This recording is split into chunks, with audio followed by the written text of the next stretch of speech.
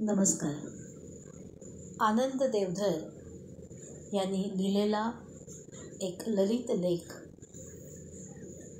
कवी गुलजार यांच्या गाण्यावर आधारित. ना घर है ना ठिकाना. गुलजार आणि पंचम हे एक अद्वितीय कॉम्बिनेशन. त्यांच्या चित्रपटांची नावे नजरेसमोरून सरकली आणि एक से एक गाणी आठवली. मन भूतकाळात ओढलं गेलं. सहज विचार डोकावला की इसका आगाज कब हुआ था. स्मरणशक्तीला फारसा ताण द्यावा लागला नाही. त्यांचा उत्तम परिचय आहेच. या दोघांच्या जोडीला किशोर कुमार येऊन मिळाला आणि एक सुमधुर त्रयीने जन्म घेतला. केशर दुग्ध शर्करा योगच हा. या त्रयीचं पहिलं गाणं मुसाफिर हूँ मैं यारो. या गाण्याच्या जन्मकथा ऐकल्या आहेत. पंचमचा लाडका गिटारिस्ट भानू गुप्ता एकदा पंचमकडे आला होता. हातात गिटार घेऊन तो काहीतरी वाजवत बसला होता. अचानक त्याच्या हातून एक धून वाजवली गेली. पंचम त्यावेळेस आंघोळीला गेला होता. ती धून कानी पडताच तो बाथरूमच्या दरवाजातून डोकावला आणि म्हणाला, भानुदा बजाते रहो. भानुदा वाजवत राहिले. आंघोळ झाल्यावर पंचम बाहेर आला. तो चाल गुणगुणतच. ती चाल होती, मुझे चलते जाना है बस चलते जाना, या ओळीची. आणि नंतर पूर्ण गाणं तयार केलं.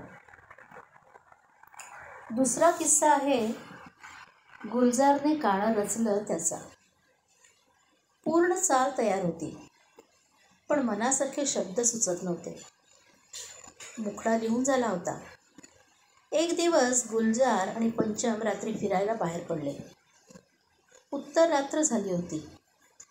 मुंबईतील मोकळ्या रस्त्यांवर ड्राईव्ह करताना पंचम चाल गुणगुणत होता. त्यांचा ड्राईव्ह संपेपर्यंत गुलजारांचं गाणं लिहून झालं होतं. त्या रात्रीच्या त्यांच्या भ्रमंतीत पंचमच्या सुरांना आयुष्याचं तत्त्वज्ञान सांगणारे गुलजारचे शब्द लागले आणि 2च दिवसात किशोर कुमारचा स्वर एका अजरामर गाण्याने जन्म घातला. धावत्या टांग्याच्या चाकाला कालचक्राचं रूपक दर्शवलं आहे. गाणं सुरू असताना पार्श्वसंगीतात पंचमने घोड्यांच्या टापांचा आभास निर्माण केला आहे. मुसाफिर हूँ यारो, ना घर है ना ठिकाना, मुझे चलते जाना है बस चलते जाना. आयुष्य हा एक प्रवास आहे आणि मी एक प्रवासी. दिवस हे सत्य उमगलेल्या माणसाचं प्रथम पुरुषी एकवचनी कथन म्हणजे हे गाणं. एक राह रुक गई तो और जुड़ गई, मैं मुड़ा तो साथ साथ राह मुड़ गई, हवा के परों पे मेरा आशियाना, मुसाफिर हूँ यारो बस चलते जाना. आयुष्य एक प्रवास आहे आणि त्या प्रवासात आपल्याला अनेक वाटा चोखळाव्या लागतात. आयुष्य कधीच थांबत नसतं. एक रस्ता जर बंद झाला किंवा त्यात अडथळा निर्माण झाला तर आपल्याला दुसरा रस्ता सापडतोच. याचा गर्भित अर्थ असा आहे की कोणीही निराश होऊ नये. दुसऱ्या ओळीत अधिकच निर्धार व्यक्त केलाय. मी इतकं कणखर असलं पाहिजे की मी जर एखादा निर्णय घेतला तर त्यानुसार आयुष्य जगताना मला माझा मार्ग निश्चितच सापडेल. मला स्वतःला अनुकूल अशी परिस्थिती निर्माण करण्याची धमक त्या ओळीत आपल्याला जाणवते. इच्छा तेथे मार्ग या वचनाचं हे पद्मात्मक रूप.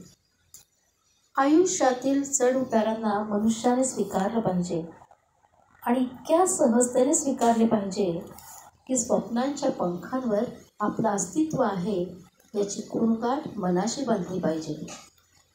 ती स्वप्न पूर्ण करण्यासाठी मी जगत आहे असा त्याचा अर्थ. दिन ने हाथ थमके इधर बिठा लिया, रात ने इशारे से उधर बुला लिया, सुबह से शाम से मेरा दोस्ताना. आयुष्यात चढ उतार येतच राहतात. दिवसातील 4ही प्रहरांचा या कडव्यात उल्लेख आहे. दिवस, रात्र, सकाळ, संध्याकाळ. माझ्या आयुष्यात या 4ही प्रहरांचा अनुभव कधी ना कधीतरी आला आहे. मी न डगबगता आहे ती परिस्थिती स्वीकारून जगलो आहे.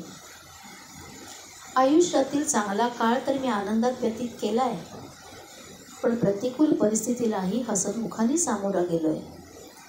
हा नायकाचा आत्मविश्वास गुलजारने दुसऱ्या कडव्यात अत्यंत अर्थपूर्णरित्या शब्दबद्ध केला आहे. मानवी भावना व्यक्त करण्यासाठी गुलजार अनेक रूपके वापरतात आणि ती वापरताना लहान लहान ओळींमध्ये गहिरे रंग भरतात. गुलजारजींच्या प्रतिभेस सलाम.